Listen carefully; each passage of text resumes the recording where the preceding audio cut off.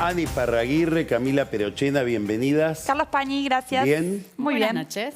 Una novedad rápida. A ver. Parece que se suspendió el viaje de Cristina Kirchner a Italia, con lo cual el Papa no la recibiría. No sabemos si lo suspendió porque el Papa no le iba a recibir o si, digamos, cuál es el orden causal de las cosas. O Pero quiere participar de la transición. por ahora no vamos a Italia. O se ir a tuvo que hablar quedar la a ocuparse Universidad de Nápoles. la transición De acá. la transición, claro, claro, seguro. Ana. El discurso de ayer, vos sabés que cuando es el día de las elecciones, los que escriben los discursos para los candidatos tienen dos discursos en carrera. Uno es por si ganan y otro guardadito en algún sobre sin dárselo al candidato por si pierden. Ahora últimamente tienen un tercero también, que es en caso de que la elección esté indefinida.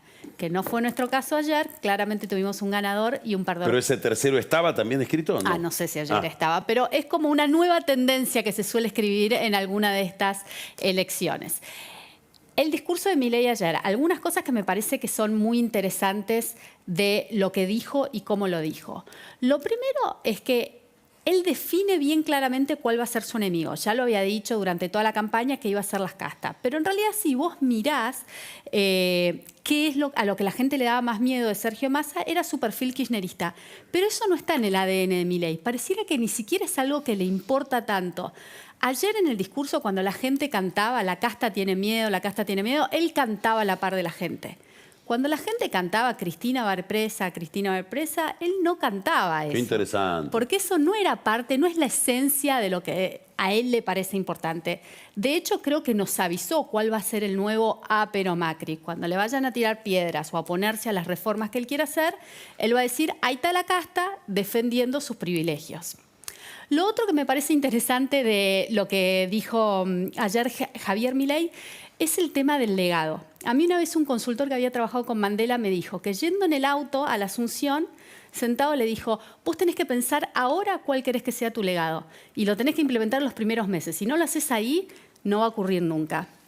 Y Javier Milei, a pesar de ser novato en esto, para mí tiene bastante claro cuál quiere él que sea su legado, que tiene que ver con promover estas ideas libertarias. Así como para Raúl Alfonsín fuera la democracia, para él es promover estas ideas libertarias en las que él cree, que de hecho ayer se proclamó el primer presidente liberal libertario de la humanidad.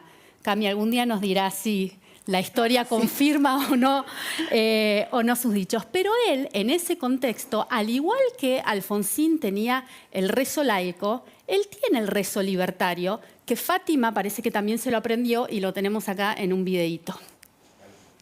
Nuestro modelo está basado en el respeto irrestricto del proyecto de vida del prójimo, basado en el principio de no agresión y en defensa del derecho a la vida, a la libertad y a la propiedad, cuyas instituciones son la propiedad privada.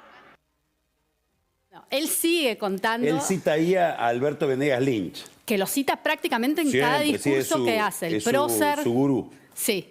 Y fíjate que Fátima se lo aprendió. Algunos dicen que Lo Karina. repite. Sí, que Karina. Y fíjate que el tono con el cual él cuenta esto es muy parecido al de Alfonsín cuando cuenta el preámbulo de la Constitución, ¿no? De discurso antiguo. Sí. Lo último que te digo, y con eso cierro, lo otro que a pesar de ser nuevo en política hizo, fue muy buen alumno ayer. Aprendió algo muy claro de Macri y algo de Alberto Fernández. De Macri que aprendió que tenía que sentar expectativas bajas. Él dijo, esto es un caos, una catástrofe, creo que incluso usó las palabras, y además que lo iba a tener que hacer rápido, que no había lugar para la tibieza. Lo que no aprendió también de Macri es de sentar objetivos un poco más razonables. Así como a Macri le criticaban que habló de pobreza cero y después no lo pudo cumplir, él dijo que vamos a ser una potencia mundial. Fue un poco más modesto porque dijo que en 35 años, así que cuando termine sus 4 años va a ser difícil saber si lo logró o está en camino a lograrlo. Pero lo otro que aprendió Alberto Fernández, y lo mencionaste vos antes, es a no hacerse cargo de gobierno antes de tiempo. Si vos mirás el discurso de Alberto Fernández en el 2019, pronuncia casi las mismas palabras de Milei, pero se lo dice a Macri en ese discurso, ¿no? Nosotros, el presidente tiene que hacerse cargo de este gobierno hasta el 10 de diciembre. Y esto es especialmente importante para Javier Milei porque toda su legitimidad es popular, está basada en los votos que sacó. Como vos bien dijiste, institucionalidad tiene muy poco respaldo institucional, entonces tiene que preservar esos votos que tiene lo más que pueda. Excelente, Ana, excelente. Muy bien. Camila. Antes de ir a las transiciones, vamos a ver qué nos trae hoy Diderot Art, que nos trae la obra de Dolores Castaño, una artista emergente que hace representaciones abstractas de la naturaleza. Qué lindo. Y esta obra se llama La perla irregular. Muy lindo, son unos óleos sobre tela. Así que si les gustan, pueden meterse en la Galería de Arte Online de Diderot Art, ahí en el QR que está abajo mío, y comprar las obras de Dolores y muchos Dolores otros. Castaño. Dolores Castaño. Genial. Vamos a transiciones Sí. con cambio de signo político en contextos muy turbulentos. Y vamos a ver dos. 1989 en Argentina y 2002 en Brasil. La transición entre Fernando Henrique Cardoso y Lula. Empecemos con la del 89. Esa transición fue una transición que tuvo muchos problemas, o que parecía tener muchos problemas. ¿Por qué? Porque había mucho tiempo entre la elección y el momento de la asunción. La elección había sido en mayo porque el radicalismo adelantó las elecciones y la transición era recién el 10 de diciembre de 1989. 7 meses después. Y todo eso era en un contexto de crisis económica muy fuerte. Ya la crisis había explotado en la campaña, las declaraciones de Menem de salariazo, revolución productiva, habían llevado muchísimo caos.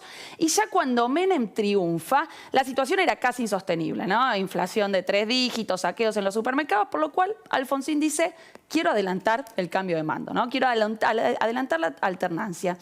Y ese pone al peronismo frente a un debate. Un sector del peronismo que decía, no le demos esa chance. Vamos a esperar hasta diciembre que la economía le explote a los radicales y cuanto más conflicto económico haya, más chances tenemos nosotros de aplicar medidas drásticas que sean aceptadas o legítimas. Otro sector del peronismo decía, bueno, no podemos esperar porque esto no sabemos hasta dónde va a llegar. Menem finalmente termina diciendo, adelantamos, vamos a hacer la transición antes, pero con una condición, y esto es muy interesante para pensar esa transición. El radicalismo tiene que colaborar conmigo, me tiene que dar en el Congreso, porque pensemos que los diputados no asumían hasta el 10 de diciembre. Entonces iba a cambiar el presidente, pero no el Congreso. Entonces Menem dice, el radicalismo me tiene que apoyar en el Congreso y votar las leyes que necesito para poder gobernar estos 7 meses. Entonces, ¿cuál era el arreglo? Y acá fue muy importante la relación entre Alberto Pierri, presidente del bloque de la Cámara, que asume justamente unos días antes que Menem, como presidente de Cámara, y Jaroslavsky, ¿no? Presidente del bloque del radicalismo. Y ahí, ¿cuál era el arreglo? Bueno, el arreglo era, Pierri lo llamaba a Jaroslavsky antes de que se votara, 1 hora, 1 o 2 horas antes de que se votara una ley, y le decía, yo necesito que saques del recinto, suponete, 19 radicales. ¿Para qué? Para que de esa manera el peronismo pueda tener la mayoría en la Cámara y pueda votar y hacer pasar leyes muy importantes, como la ley de emergencia económica y reforma del Estado, de las que hablaste antes, que fueron centrales, ¿no? para que pueda gobernar Menem. Entonces, acá que tenemos una transición, un contexto muy conflictivo, pero bastante madura. Y solo para cerrar, la transición del 2002 de Fernando Henrique Cardoso con Lula Silva, que es como la transición ejemplar en América Latina. ¿Qué hizo Fernando Henrique Cardoso? Al día siguiente de que Lula ganara las elecciones, opositora, Fernando Henrique Cardoso desde siempre, lo invita a la Casa de Gobierno, le dice, acá tenés un equipo de 50 personas que van a ayudarte en la transición, te doy un documento con todos los proyectos que hay, los compromisos que tenés que cumplir en los próximos 100 días y además le voy a pagar a tu equipo económico como si fueran funcionarios para que puedan hacer la transición. Una transición ejemplar que todavía hoy Lula recuerda y reivindica. Excelente, excelente. Gracias. Muchas gracias. Ana, gracias Camila. Vamos a un corte y volvemos rapidito para el whisky.